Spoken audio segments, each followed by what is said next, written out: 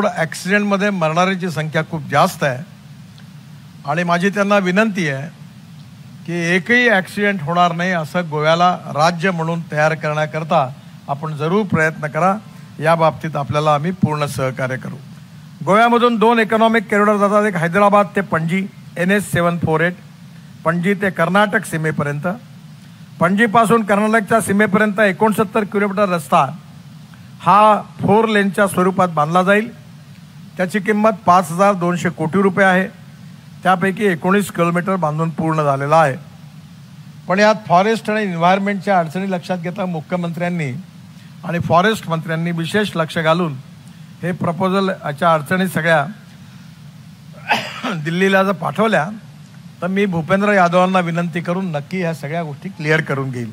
गोवा हे देशातल्या टुरिझमच्या दृष्टीने आकर्षणाचं केंद्र आहे आणि म्हणून मी नेहमी गोव्यात आलो की सांगतो की गोव्यातला प्रदूषणापासून मुक्त केलं पाहिजे। आम्ही ट्रान्सपोर्ट मंत्री म्हणून electric buses, electric scooter, electric car, आता टोयोटोची इनोवा फ्लेक्स इंजिनवर म्हणजे 100% इथेनॉलवर चालणारी मी वापरतो, हायड्रोजनवर चालणारी गाडी वापरतो।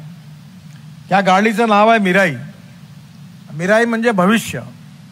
पाण्यातून हायड्रोजन तयार होतो आणि त्याच्यावर आता गाड्या चालणार आहे आणि प्रदूषण होणार नाही आहे। माझी एक विनंती आहे की गोव्याला प्रदूषणापासून मुक्त करण्याकरता जेवढे जास्त टुरिस्ट येतील तेवढ्या टॅक्सी आणि बसेस येतील आणि या सगळ्या डिझेलवर आल्या तर गोव्यामध्ये अजून प्रदूषण वाढेल आणि म्हणून electric, ethanol, methanol, biodiesel, bio LNG, bio CNG आणि हायड्रोजन आणि आता आम्ही दिल्ली ते जयपूर एक ट्रॉली बस सुरू करतो इलेक्ट्रिकवरची आणि म्हणून माझी आपल्याला विनंती आहे की नवीन टेक्नॉलॉजीचा उपयोग करून विशेषतः गोव्यामध्ये जे टॅक्सी चालवतात त्यांना चालक मालक करून त्यांना इलेक्ट्रिक टॅक्सी घेण्याकरता काही योजना तयार करता आली आणि या डिझेल पेट्रोलच्या गाड्या जर इलेक्ट्रिकवर कन्वर्ट झाल्या, फ्लेक्स इंजिनवर कन्वर्ट झाल्या तर गोव्याला प्रदूषणापासून नक्की मुक्ती मिळेल। महाराष्ट्रामध्ये आम्ही गोड्या पाण्यातले झिंगे आणि खाऱ्या पाण्यातले झिंगे याच्यावर विशेष रूपाने काम सुरू केलेलं आहे आणि आता राजस्थानमध्ये एका अमेरिकेमध्ये असणाऱ्या भारतीय माणसाने इन्व्हेस्टमेंट करून 2500 कोटी रुपयाचे प्रॉन्स एक्सपोर्ट केले।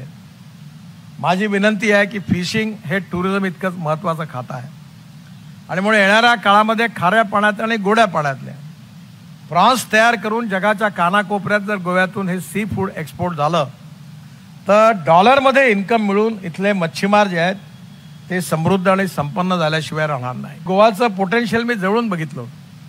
त्यावेळी मुंबईमध्ये मी 55 उड्डाणपूल बांधले, वरळी बांद्रा बांधला, मुंबई पुणे हायवे बांधला, तेव्हा मी नेहमी म्हणायचो की गोव्यामध्ये मुंबईसारखंच पोटेन्शियल आहे। मुंबई आज देशाचं आर्थिक कॅपिटल आहे आणि म्हणून येणाऱ्या काळामध्ये गोवा हे भारतातलं पर्यटन कॅपिटल, जगाच्या आकर्षणाचं असणारं हे गोवा भारतीयांचंच नाही तर जगातल्या टुरिस्टच्या आकर्षणाचं केंद्र बनू शकतं। त्याकरता इंटरनॅशनल कन्व्हेन्शन सेंटर, त्याचबरोबर टुरिझम करता असणाऱ्या सगळ्या व्यवस्था याच्या नीट योजना प्लॅनिंग करून जर आता ज्या जागा आपण नवीन रोड बांधणार आहेत त्या भागात जर तयार केल्या तर समृद्ध, संपन्न आणि विकसनशील गोव्याचं स्वप्न पूर्ण होईल।